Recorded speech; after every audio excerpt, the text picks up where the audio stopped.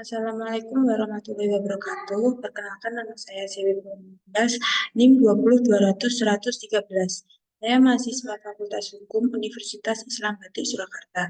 Di sini saya akan mempresentasikan seminar proposal saya dengan judul pelaksanaan diversi terhadap anak sebagai pelaku kejahatan studi kasus di Pengadilan Negeri Surakarta dengan nomor putusan 4/Anak/2023 Surakarta dengan dosen pembimbing 1 Hadi Mahmud SHMH, dosen pembimbing 2 Hafidz Zakaria SHMH.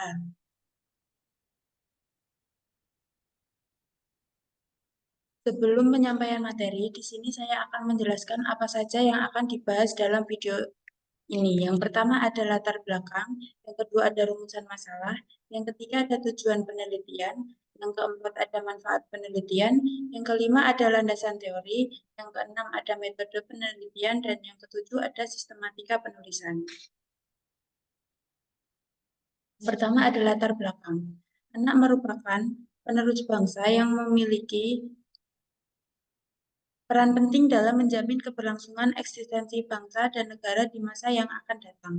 Oleh karena itu, setiap anak perlu mendapatkan kesempatan yang seluas-luasnya untuk tumbuh dan berkembang secara maksimal, baik fisik, mental, maupun spiritual.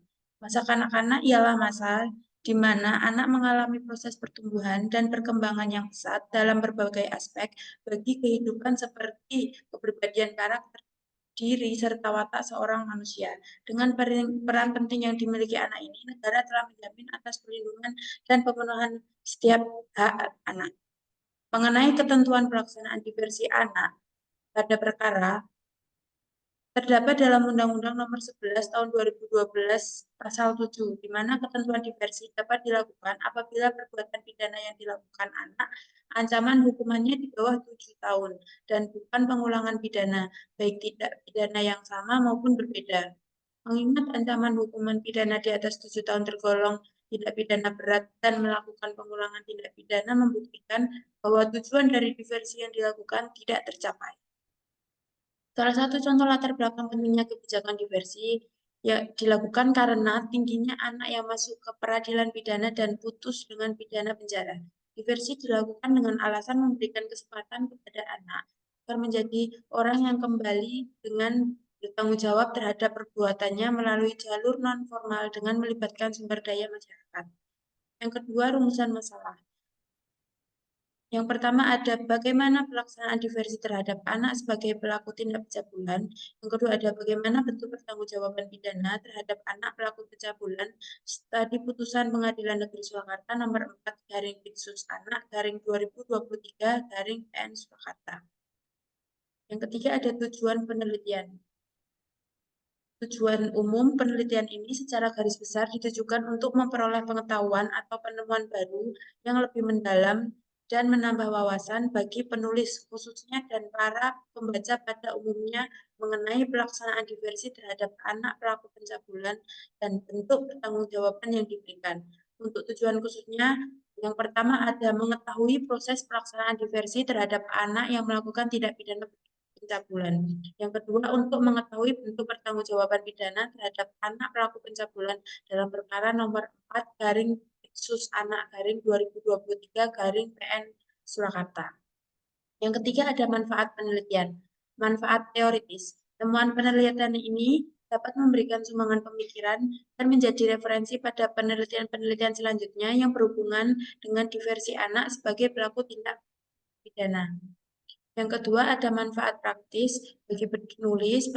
Penelitian ini diharapkan dapat menjadi sarana dalam pengimplementasian pengetahuan penulis mengenai pelaksanaan diversi di Pengadilan Negeri Surakarta. Bagi peneliti selanjutnya, penelitian ini diharapkan dapat memberikan sumbangsi dalam penelitian-penelitian berikutnya pelaksanaan diversi terhadap anak pelaku pencabulan. Bagi lembaga penegak hukum, penelitian ini diharapkan dapat membantu pihak-pihak terkait dan memberikan masukan serta pertimbangan kepada aparat penegak hukum dalam menjalankan tugasnya dalam pelaksanaan diversi sesuai dengan pembaharuan aturan hukum yang berlaku. Landasan teori. Yang pertama ada diversi. Diversi merupakan pengalihan penyelesaian perkara tindak pidana dari proses peradilan pidana ke proses di luar pengadilan atau dari jalur hukum ke jalur non-hukum, serta adanya kesepakatan dari pihak pelaku, korban, dan keluarganya. A. Tujuan diversi. Berdasarkan pasal 6 Undang-Undang Nomor 11 Tahun 2012 tentang Sistem Peradilan Pidana Anak menentukan bahwa tujuan diversi terdiri dari 1. Mencapai perdamaian antara korban dan anak. Yang kedua ada menyelesaikan perkara anak di luar proses peradilan. Yang ketiga, menghindarkan anak dari perampasan kemerdekaan. Yang keempat, mendorong masyarakat untuk berpartisipasi. Yang kelima, menanamkan rasa bertanggung jawab kepada anak. B. Syarat diversi. Syarat diversi tercantum dalam Undang-Undang Nomor 11 Tahun 2012 tentang Sistem Peradilan Pidana Anak Pasal 8 dan Pasal 9 yang menentukan sebagai berikut. 1. Proses diversi dilakukan melalui musyawarah dengan melibatkan anak dan orang tua atau walinya, pembimbing kemasyarakatan, dan pekerja sosial profesional berdasarkan pendekatan keadilan restoratif. Yang kedua, dalam hal diperlukan musyawarah sebagaimana dimaksud pada ayat 1, dapat melibatkan tenaga kesejahteraan sosial dan atau masyarakat. Yang ketiga, proses diversi wajib memperhatikan kepentingan korban, kesejahteraan dan tanggung jawab anak, penghindaran stigma anak, penghindaran pembalasan, keharmonisan masyarakat, dan kepatuhan kesusilaan dan ketertiban umum. C. Kewenangan diversi. Kewenangan diversi tercantum dalam Undang-Undang Nomor 11 Tahun 2012 tentang Sistem Peradilan Pidana Anak, Pasal 7 ayat 1 dan ayat 2 yang menentukan sebagai berikut. 1. Pada tingkat penyidikan, penuntutan, dan pemeriksaan perkara anak di pengadilan negeri wajib diupayakan diversi. Yang kedua, diversi sebagaimana dimaksud pada ayat 1 dilaksanakan dalam hal tindak pidana yang dilakukan. A. Diancam dengan pidana penjara di bawah 7 tahun. B. Bukan merupakan pengulangan tindak pidana. Yang pembahasan kedua ada anak. Pengertian anak berdasarkan pasal 1 angka 1 Undang-Undang Nomor 35 Tahun 2014 tentang Perlindungan Anak, yaitu anak adalah seseorang yang belum berusia 18 tahun, termasuk anak yang masih dalam kandungan. A. Anak sebagai pelaku tindak pidana. Berdasarkan pasal 1 ayat 2 Undang-Undang Nomor 11 Tahun 2012 tentang Sistem Peradilan Pidana Anak, yang dimaksud dengan anak yang berhadapan dengan hukum, children in conflict with the law. Menurut Romli Atmasasmita, motivasi intrinsik dan ekstrinsik dari kenakalan anak adalah sebagai berikut. 1. Yang termasuk motivasi intrinsik daripada kenakalan anak-anak adalah adanya faktor inteligensia, faktor usia, faktor kelamin, faktor kedudukan anak dalam keluarga. 2. Yang termasuk motivasi ekstrinsik adalah faktor rumah tangga, faktor pendidikan dan sekolah, faktor pergaulan anak, dan faktor media sosial. Terkait upaya memberikan perlindungan terhadap anak yang berhadapan dengan hukum, sistem peradilan pidana anak harus dimaknai secara luas, tidak hanya dimaknai hanya sekedar penanganan anak yang berhadapan dengan hukum semata. Namun, sistem peradilan pidana anak harus juga dimaknai mencakup akar permasalahan, root causes, mengapa anak melakukan perbuatan pidana, dan upaya pencegahan yang lebih jauh. Ruang lingkup sistem peradilan pidana anak mencakup banyak ragam dan kompleksitas isu, mulai dari anak melakukan kontak pertama dengan polisi, proses peradilan, kondisi tahanan, dan reintegrasi sosial, termasuk pelaku-pelaku dalam proses tersebut. Landasan teori pembahasan yang ketiga ada pencabulan. Pencabulan merupakan kecenderungan untuk melakukan aktivitas seksual dengan orang yang tidak berdaya seperti anak, baik pria maupun wanita, baik dengan kekerasan maupun tanpa kekerasan. Dalam Kamus Besar Bahasa Indonesia, pencabulan terdiri dari kata cabul yang berarti kotor dan keji sifatnya, tidak sesuai dengan adab sopan santun atau tidak senonoh, tindak asusila, mencabuli, menzinai, memperkosa, mencemari kehormatan perempuan, atau melanggar kesusilaan kesopanan.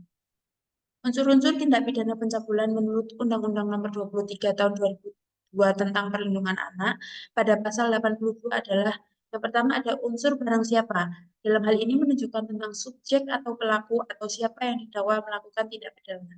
Yang kedua ada unsur dengan sengaja melakukan kekerasan atau ancaman kekerasan, memaksa, melakukan tipu muslihat, melakukan serangkaian kebohongan, atau membujuk anak untuk membiarkan melakukan perbuatan cabul. A. Dasar hukum tentang pencabulan. Dasar hukum tentang pidana pencabulan termuat dalam Kitab Undang-Undang Hukum Pidana pasal 287 dan 288.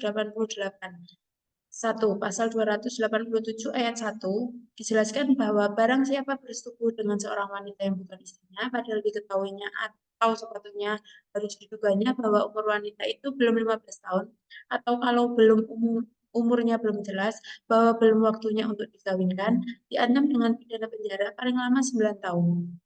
Ayat 2, penuntutan dilakukan hanya atas pengaduan, kecuali bila umur wanita itu belum mencapai 12 tahun, atau bila ada salah satu hal tersebut dalam pasal 291 dan 294.